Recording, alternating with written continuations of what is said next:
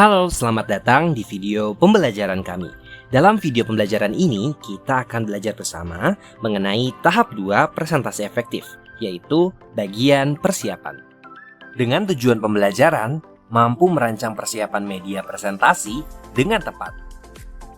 Sekarang kita akan memasuki fase berikutnya, yaitu tahap persiapan. Sebelum kita lanjut, pastikan kamu sudah menonton video sebelumnya tentang tahap perencanaan ya. Untuk memastikan presentasi berjalan dengan mulus dan efisien, tahap persiapan sangat penting. Tahap ini sangat penting untuk mencapai tujuan presentasi dan menyampaikan pesan kepada audiens dengan cara yang menarik dan mudah dipahami. Sebelum kita mulai mempersiapkan materi, ada beberapa langkah yang perlu kita pahami terlebih dahulu, yaitu menentukan desain, melakukan produksi, dan melakukan rehearsal. Menentukan desain. Desain melibatkan pemilihan dan perorganisasian elemen verbal dan visual dari presentasi kita.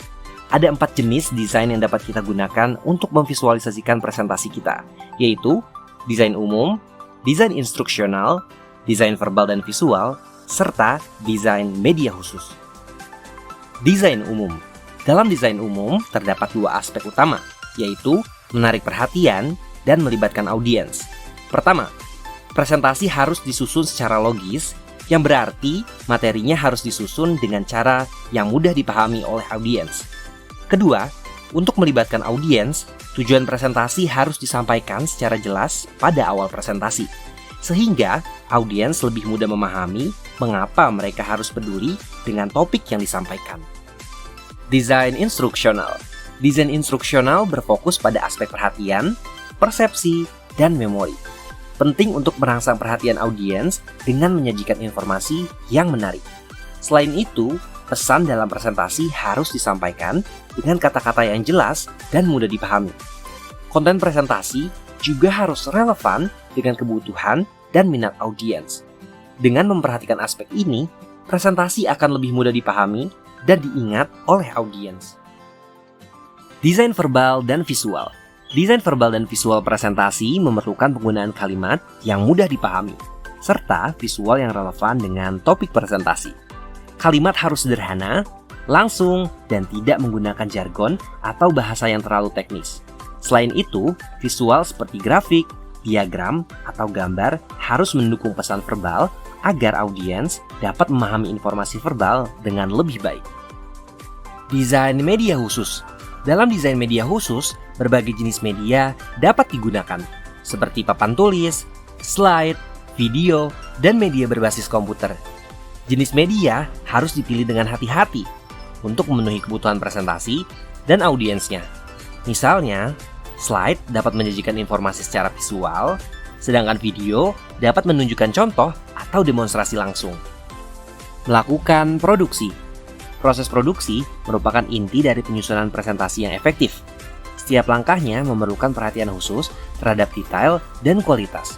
Beberapa aspek yang perlu diperhatikan dalam proses produksi meliputi: yang pertama, pemilihan jenis media yang dapat digunakan, termasuk presentasi PowerPoint, video, animasi, hingga presentasi langsung.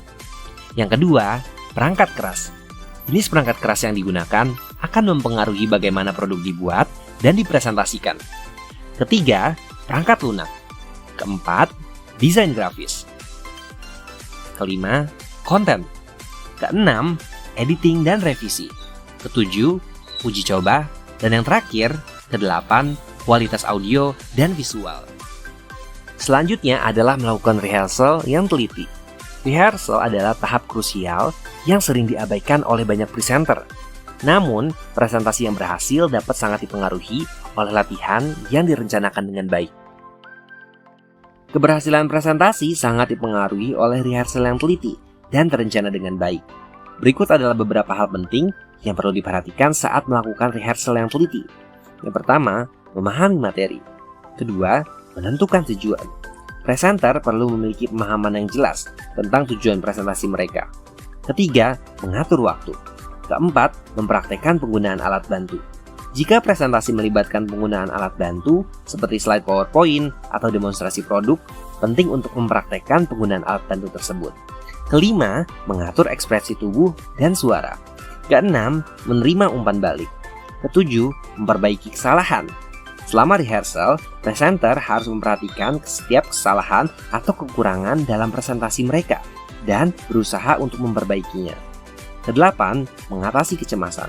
Dan yang terakhir, kesembilan, menyesuaikan rehearsal dengan kondisi nyata. Selama rehearsal, pembicara harus mencoba meniru situasi yang akan mereka hadapi saat presentasi sebenarnya. Demikian video pembelajaran mengenai tahap 2 presentasi yang efektif bagian persiapan. Semoga bermanfaat. Sampai bertemu lagi di video selanjutnya. See you!